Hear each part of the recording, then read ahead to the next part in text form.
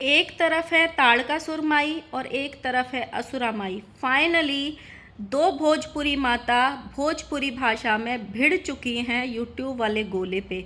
और इसी बीच हमारी लप्पी भौजी की भी एक दुख भरी कम्युनिटी ऑडियंस के सामने आई है। So hello guys, Radhe Radhe, जय श्री कृष्णा। स्वागत है एक और नए वीडियो में। आई होप सब अच्छे होंगे, स्वस्थ होंगे, मस्त होंगे और जहाँ भी होंगे तंदुरुस्त होंगे। अगर आपको मेरी वीडियो अच्छी लगती है तो प्लीज़ गाइज वीडियो को लाइक करना, कमेंट करना एंड जिन लोगों ने भी चैनल को अभी तक सब्सक्राइब नहीं किया हुआ है जल्दी जल्दी चैनल को सब्सक्राइब कर लेना नोटिफिकेशन वाली घंटी के साथ में। सो गाइज, कंट्रोवर्सी बड़ी होने वाली है, माताएं भिड़ चुकी हैं, बच्चों का भिड़ना बाकी है, वीडियोस आ चुकी हैं। तो जब भी मेरी वीडियो लाइव होगी एटलीस्ट आपके फ़ोन में मेरी घंटी बज सकेगी मेरे नाम की और आप लोग जल्दी जल्दी से अपना प्यार लाइक और कमेंट के रूप में मुझ तक पहुंचा सकोगे। सो इसीलिए चैनल को सब्सक्राइब करना बहुत ज़रूरी है। सो वीडियो स्टार्ट करते हैं। आज सबसे पहले राजमाता की वीडियो आई, उसके बाद स्वैगी माता की वीडियो आई। दोनों माताओं ने एक दूसरे का नामकरण कर दिया है। स्वैगी माता राजमाता को असुरा माई नाम से बुला रही हैं और राजमाता स्वैगी माता को ताड़कासुर नाम दी हैं, ताड़कासुर माई। सो हम इन नामों से नहीं बुलाएंगे, हम बोलेंगे राजमाता और स्वैगी माता। तो राजमाता का जब वीडियो आया सुबह सुबह, उसमें सीधा निशाना कन्यादान वाली बेटी के लिए था। थंबनेल में उसमें लिखा था, आज जो हमारे परिवार के पीछे भाड़े के गुंडे लगाई हो बहुत अच्छा की हो, आज तक तुम कोई अच्छे से रिश्ता निभाई हो जो आज निभाओगी। माता जी ने उसमें थोड़ी सी देर के लिए विक्टिम कार्ड भी खेलने की कोशिश की है कि हमारे पास तो कुछ नहीं है, हम तो बहुत गरीब आदमी हैं। पर माता जी हमेशा बोलती हैं भी मेरे पास भगवान का दिया हुआ सब कुछ है, एक परिवार, अच्छा घर, अच्छा पति, तो सब कुछ है। बट आज माता जी थोड़ा विक्टिम करने की कोशिश कर रही हैं, अपने आप को गरीब बोलने की। माता जी, आप अगर 100-200 माताओं को बिठाया जाए ना यूट्यूब की तो आप शायद सबसे रईस माता निकलोगी, तो अपने आप को गरीब माता मत बोलो। आगे माता जी ने जो स्वैगी माता हैं उनको टारगेट किया है कि तुम 8 दिन से ताड़कासुर माई यहाँ पे यूट्यूब पे नंगा नाच कर रही हो और हम कुछ नहीं बोल रहे हैं। अब हम बोलेंगे और बराबर बोलेंगे, अब छोड़ेंगे नहीं तुमको। उसके बाद पहले जो दूसरी माता हैं स्वैगी माता, उनके बारे में बात करते हैं। कल जैसे भी ये पूरा लुलिया वाला गाना जो चल रहा था, 10-12 रील्स आई थी, उससे उनको हर्ट हुआ, वो पोक भी हुई। उनसे उन्होंने 2 शॉर्ट्स भी डाले जिस पे उन्होंने ये बोला कि मेरे नाम से, मेरे एक वीडियो बनाने से, शॉर्ट्स बनाने से पूरा परिवार मुजरा करने पे आ गया, सड़क पे मुजरा कर रहा है पूरा परिवार, इतना बौखला गया। इस तरीके के उन्होंने 2 शॉर्ट्स डाले थे। उसके बाद उन्होंने आज एक वीडियो लाइव किया जिसमें ये बोला कि कायदे में रहो तो फ़ायदे में रहोगे। दूसरी बात ये बोला कि जब हम उस पार्टी में गए थे, अगर हमको इन लोगों को पोक करना होता, इन लोगों से कंट्रोवर्सी करनी होती, तो हम पहले से वीडियो बनाना स्टार्ट करते कि हम सिवान जाने वाले हैं, हम उसकी पार्टी में जाने वाले हैं, हम शॉर्ट्स बनाते, हम वीडियोस बनाते। हमने कुछ नहीं किया, हम सीधे, उन्होंने हमें बुलाया और हम सीधे पार्टी में गए। बट ये वाली बात सच है कि किसी को भी नहीं पता था उस पार्टी में ये लोग आने वाले हैं, ये एकदम से सरप्राइज जैसा हुआ था। लेकिन दूसरी तरफ ये भी है कि इन लोगों की फैमिली से ये हो गया था कि ये रिश्ता टूट चुका है। और लप्पू भैया ने भी बहुत बार बोल दिया था कि मुझे कोई मतलब नहीं है, मेरा कोई दुश्मन नहीं है, वो चाहे किसी को भी बुलाए, मुझे कोई लेना देना नहीं है, वो जिसको चाहे उसको बुला सकती है। लेकिन इनकी सिस्टर ने पैनल पे जाके बोला कि वो हमारे दुश्मन को बुलाई है जिसने मेरे भाई को गाली दी थी।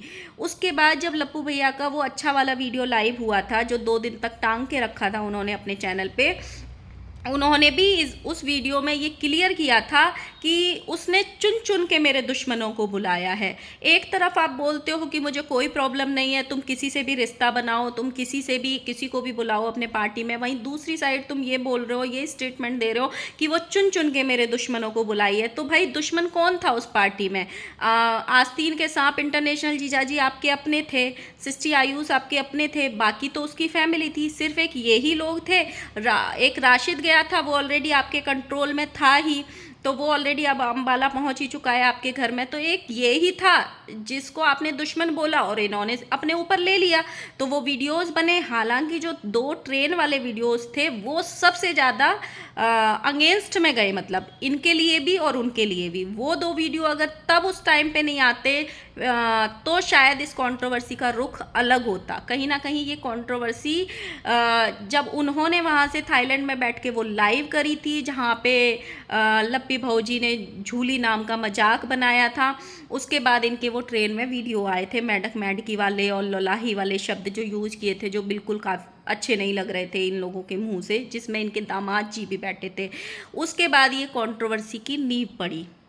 और हाँ, उसने लाइव में इन्होंने ये भी बोला कि जो लप्पू भैया हैं उन्होंने ये बोला कि मेरी वजह से लोग सिवान पहुँचे हैं, मेरी वजह से नाम मिला है, पहचान मिला है, लोग उस वजह से सिवान पहुँचे हैं। तो ये तो इन्होंने बोला था। तो जो स्वैगी माता हैं उनका ये कहना है कि जब लाइव में मेरा नाम बिगाड़ा गया तो हमने किसी तीसरे बंदे से इनके पास ये खबर पहुंचाई, राजमाता के पास, कि अपने बेटे बहू को मना करो, किसी माँ के नाम को ना बिगाड़े, माँ के नाम की गाली को मतलब प्रमोट ना करे, ऐसी वीडियो ना बनाए माता के नाम की। तो आंटी ने ये बोला और वीडियो बनाई कि अगर कोई भी तीसरा बंदा उसको सपोर्ट करने के लिए आएगा तो मेरा बेटा बहू ऐसे ही बात करेगा, ऐसे ही बोलेगा, मतलब ये कह के उन्होंने वीडियो बनाई। उनका ये कहना है। और अब उन्होंने ये बोला है कि जब तक हमसे ये माफ़ी नहीं मांगेगा तब तक हम प्रूफ नहीं देंगे और छोड़ेंगे भी नहीं, माफ़ी तो मंगवा के रहेंगे।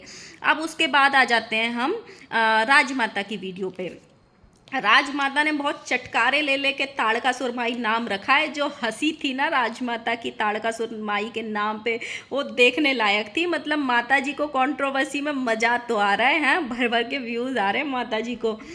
तो माता जी भी उखड़ी हुई हैं बहुत सारी चीज़ों पे। उन्होंने सीधे सीधे कन्यादान वाली बेटी को ये कह के टारगेट किया है कि तुम जिसका हाथ थामी हो पहले उसके गांव जाके पता कर लो कि वो कितनी अच्छी है। मतलब उसको सीधे सीधे करेक्टरलेस बोलने की कोशिश की है, जो माता जी ने 2-3 दिन पहले भी बोलने की कोशिश करी थी। अब इन्होंने ये बोला है अगर वो नहीं रुकी, हम पहले भी बोले थे अब भी बोल रहे हैं, अगर वो नहीं रुकी, इन भाड़े के टट्टुओं को नहीं रोका, तो अब हम उसकी बहुत सारी चीज़ें ऐसी लाएंगे। और इनको भी ये धमकी टाइप की दी है कि अगर तुम नहीं रुकी तो हम ऐसी चीज़ें रख देंगे जिससे कि एक घर खराब हो सकता है, मतलब उसका, कन्यादान वाली बेटी का घर खराब हो सकता है। तो आप सोचो ये कंट्रोवर्सी किस हद तक जाने वाली है, किस तरीके की धमकी दी जा रही है कि अगर या तो रुक जाओ, कंट्रोवर्सी मत करो, अपने अपने मुंह को चुप रखो, नहीं तो हम उस लड़की की ऐसी चीज़ें ला देंगे कि उसकी शादीशुदा ज़िंदगी का घर खराब भी हो सकता है। इनके पास कुछ ऐसा है। तो आप सोचो कि लोगों की सोच कहाँ जा रही है, कौन किसको कैरेक्टरलेस बोलने की कोशिश कर रहा है, कौन क्या कर सकता है, किसके पास किस हद तक के सबूत इकट्ठे हुए हैं। माता जी ने ये भी बोला है कि आज से शुरू कर रहे हैं हम और तुम्हारा अंत हम करेंगे, मतलब माता जी करेंगे स्वैगी माता का अंत।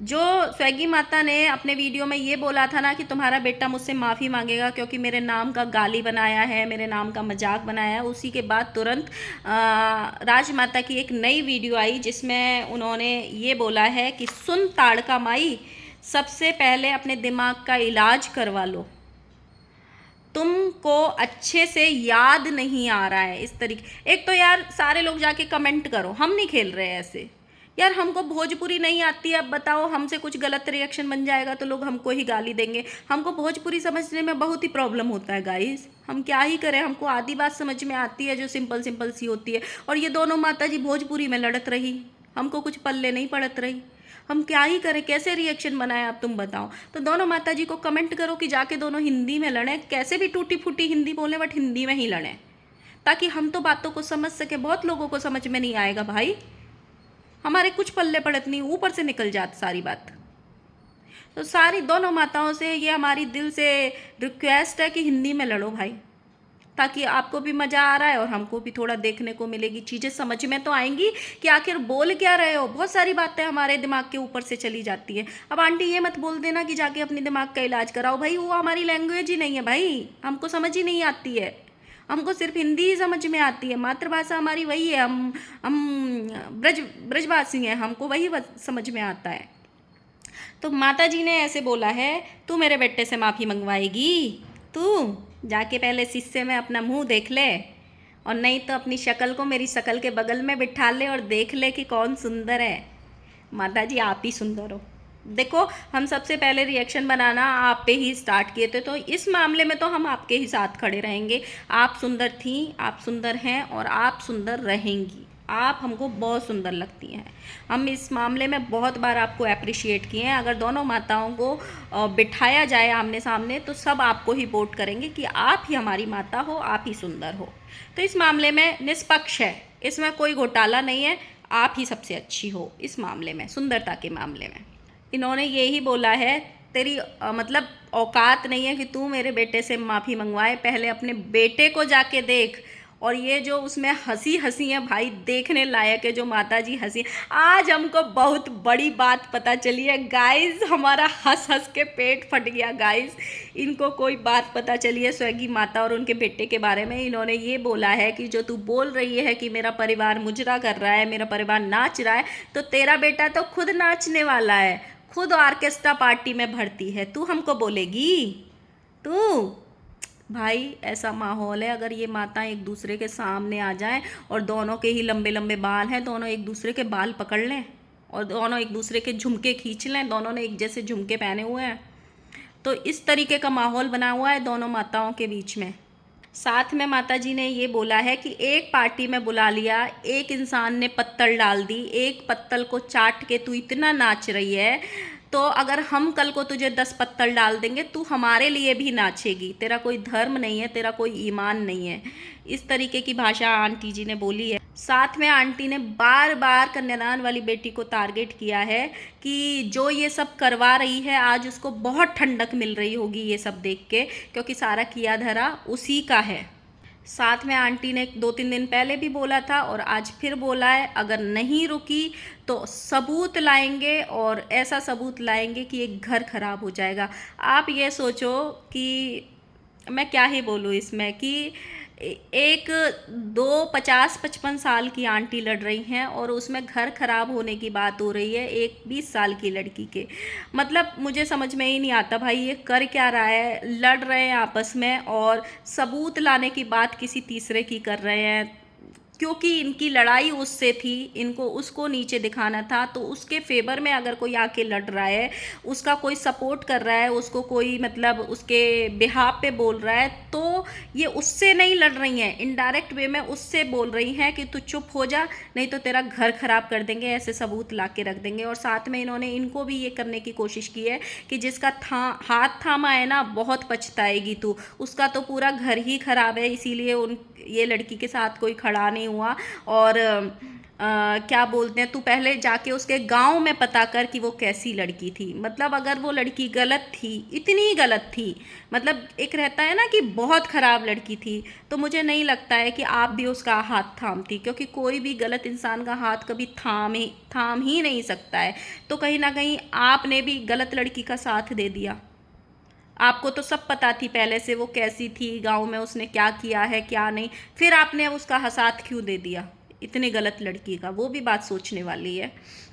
उसके बाद एक लप्पी भौजी की हमारी एक कम्युनिटी आई है दुख भरी, उस पर भी बात करते हैं। जैसे कि लप्पी भौजी हमेशा से एक वो रोती हैं कि सारी औरतें मेरे पति से आके ही भिड़ती हैं, सब मेरा रिश्ता ख़राब कराना चाहती हैं। उस पर थोड़ा प्रकाश डालते हैं। लप्पी भौजी ने कम्युनिटी में लिखा है कि लुलिया जी, अब आप भी चाहती हैं कि हमारा रिश्ता ख़राब हो जाए। मेरे को समझ में नहीं आता भाई, भाऊजी और भैया, आपका रिश्ता ऑलरेडी बहुत स्ट्रांग हो चुका है, आप जो ख़राब फेज़ था उससे निकल चुके हो।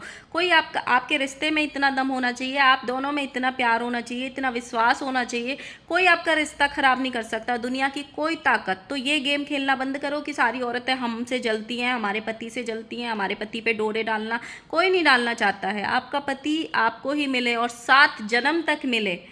तो इन्होंने आगे लिखा है, यार ये औरतें क्यों होती हैं जो चाहती हैं कि पति पत्नी का रिश्ता खराब हो जाए। अगर मैंने तुम्हारे बेटे से अपने पति के लिए रोस्ट वीडियो बनाने के लिए बोला था तो प्रूफ दीजिए क्योंकि आपने तो पहले ही झूठ बोला है कि मेरे से मेरे बेटे का नंबर मांगी थी। हद है यार, इतना झूठ मत बोलो आंटी। आपका बेटा ऑलरेडी रोस्ट बना रहा था, तब हमारी बात हुई थी। मैंने उसको फ़ोन करके ये भी बोला था कि मेरे पति के लिए ये वीडियो मत बनाओ, मैंने उसको छोड़ा नहीं है। तो आपने ये बोला था कि जब सब तो वीडियो बना रहे हैं, मेरा बेटा क्यों नहीं बनाएगा। और आपके बेटे ने ये बोला था कि मैं आपको कुछ नहीं बोल रहा हूँ, मैं उसको भी नहीं छोड़ूंगा। ये वाली बात हमारी हुई थी। जबकि जो स्वेगी है उसने ये बोला था कि मैंने जब पहले इन्होंने मतलब स्वेगी ने कांटेक्ट किया था जब ये रोते हुए वीडियो आई थी कि क्या प्रॉब्लम है, तुमको कुछ हेल्प चाहिए।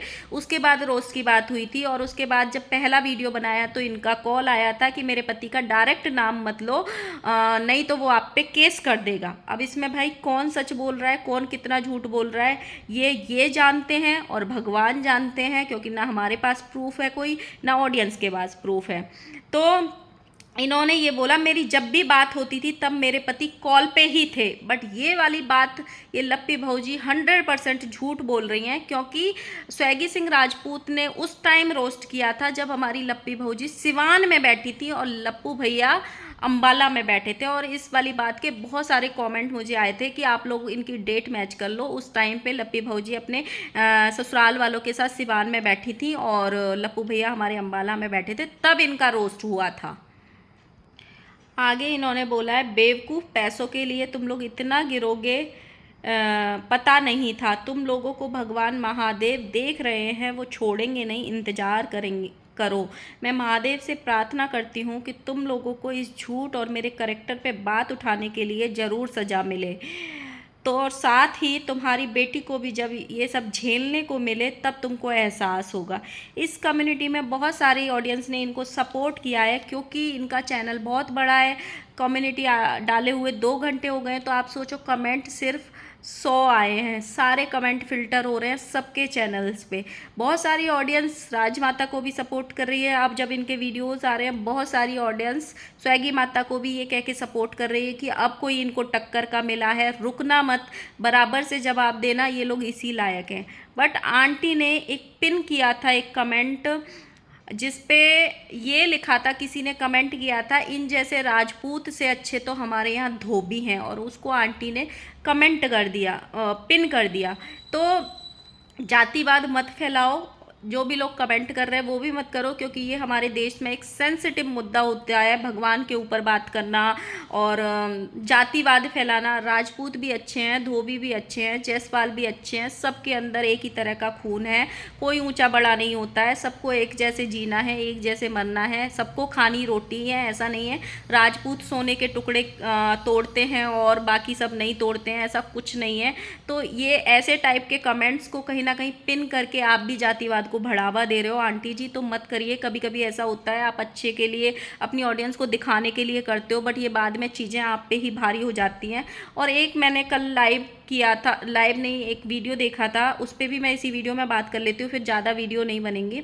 तो उन्होंने एक थंबनेल लगाया था, पहले भी लगाया था कि भगवान शंकर किस जात के हैं ये बताओ। और कल इन्होंने ये बोला था कि जो भी लोगों को काले रंग से प्रॉब्लम है वो शिवलिंग की पूजा करना बंद करें।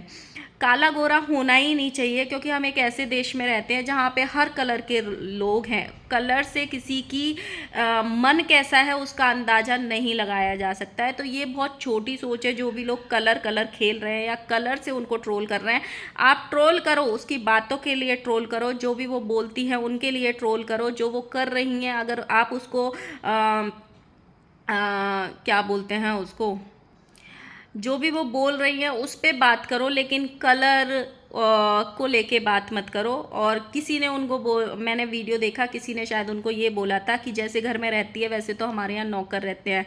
तो मैं इस बात पे ये वाली बात ज़रूर रखना चाहूँगी, अपना घर चाहे झोपड़ी हो चाहे महल हो, अपना घर अपना होता है। रेंट पे रहने वाला इंसान भी खुश रह सकता है और महलों में रहने वाला इंसान भी खुश नहीं रह सकता है।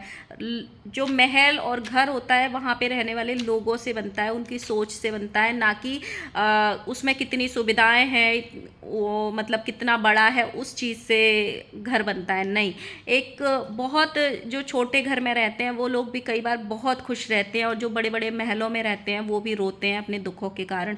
तो ये सब चीज़ बीच में नहीं आनी चाहिए। और जिनके पास खुद का अपना घर है, लाइक मेरा खुद का अपना घर है फिर भी मैं किराए पे रहती हूँ, तो हर इंसान की अपनी अपनी सिचुएशन होती है। अगर कोई अपना घर बना रहा है तो वो इंसान अपनी हैसियत के हिसाब से ही घर बनाता है। ऐसे नहीं है कि हमारी औकात 20 लाख का घर बनाने की है या 50 लाख का घर बनाने की है तो हम 5 करोड़ का घर नहीं खरीद सकते, हम उतना ही बनाएंगे। तो ऐसे नहीं होना चाहिए, ये चीज़ें फालतू की चीज़ें हैं, इन चीज़ों को मुद्दा नहीं बनाना चाहिए कि कोई कैसे घर में रह रहा है।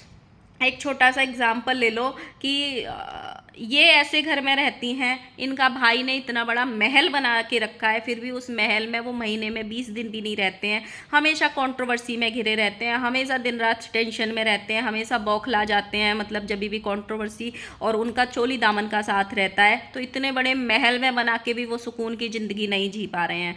तो महल छोटा है या बड़ा है इस मुद्दे को नहीं बनाना चाहिए, कलर का मुद्दा नहीं होना चाहिए। सब भगवान के बनाए हुए लोग हैं, और स्किन का कलर भी टाइम के साथ चेंज हो जाता है। आपको कोई स्किन की बीमारी लग गई, आप मतलब 2 मिनट नहीं लगते, 10 दिन भी नहीं लगते आपके स्किन को चेंज होने में। तो इस चीज़ पे घमंड नहीं होना चाहिए, इस चीज़ का मुद्दा नहीं बनाना चाहिए। बट मैं बेंगलोर वाली जीजी को एक बात और बोलना चाहती हूँ कि ये जो बार बार आप भगवान का मुद्दा बनाने की कोशिश कर रही हैं, आप इतनी पढ़ी लिखी अपने आप को बोलती हैं, आपको पता है हमारे देश में सबसे ज़्यादा सेंसिटिव मुद्दा होता है भगवान का मुद्दा।